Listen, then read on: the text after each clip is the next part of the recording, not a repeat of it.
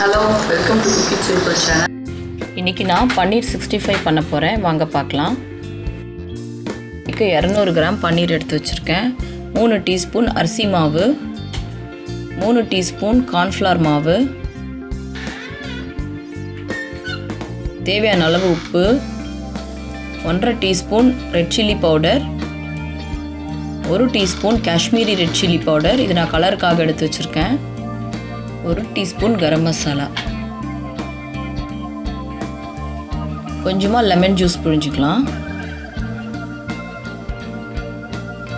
1 teaspoon இஞ்சி பூண்டு paste எடுத்து வச்சிருக்கேன். 200 கிராம் பன்னீரை ஸ்கொயர் ஷேப்பில் கட் பண்ணி கழுவிட்டு ஒரு பவுலில் எடுத்து வச்சுருக்கேங்க.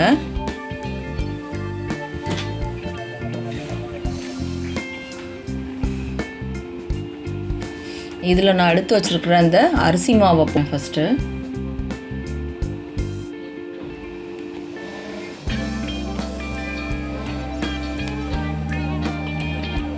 இப்போ கார்ன்ஃப்ளவர் மாவு போட்டுடுறேன்.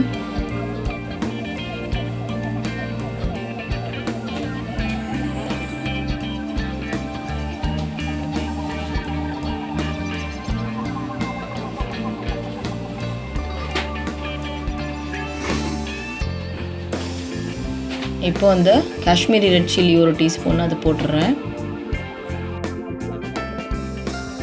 1/2 டீஸ்பூன் ரெட் சில்லி பவுடர் போட்டுடுறேன். கரம் மசாலா 1 டீஸ்பூன் போட்டுக்கிறேன்.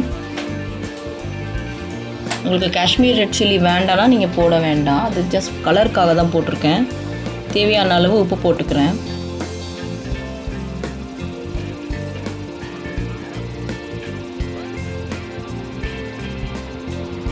இப்போ லெமன் ஜூஸ் வந்து ஒரு 1/4 டீஸ்பூன் ஊற்றிக்கிறேன்.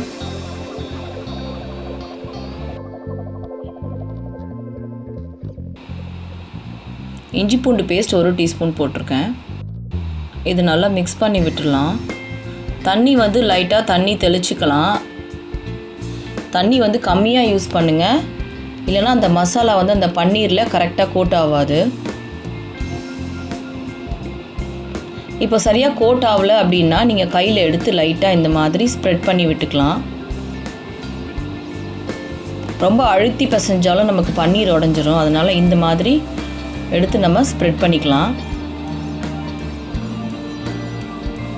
இப்போ பாருங்கள், நான் எல்லாத்தையுமே ஸ்ப்ரெட் பண்ணி எடுத்து வச்சுருக்கேன்.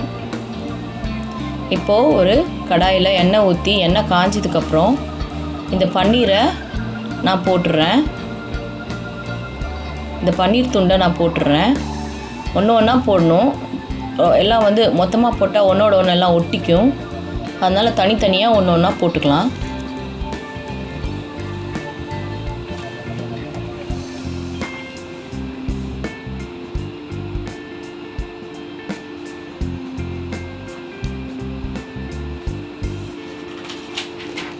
பாருங்கள், ஒரு பக்கம் நல்லா பொரிஞ்சிடுச்சு.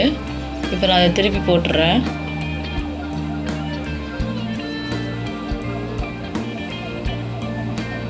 இது ரொம்ப சீக்கிரமாக செஞ்சிடலாங்க, அவ்வளோதாங்க, டக்குன்னு ரெடி ஆகிடும்.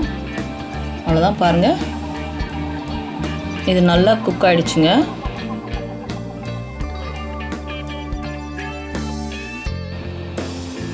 இப்போ நான் அதை எடுத்து டிஷ்யூ பேப்பரில் போட்டுடுறேன். அவ்வளோதான், பன்னீர் 65 ரெடி ஆகிடுச்சு.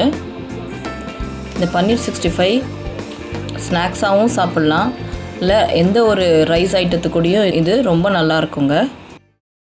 இந்த வீடியோ உங்களுக்கு பிடிச்சிருந்தா லைக் பண்ணுங்கள், ஷேர் பண்ணுங்கள், கமெண்ட் போடுங்க, மறக்காமல் சப்ஸ்கிரைப் பண்ணுங்கள். தேங்க்யூ.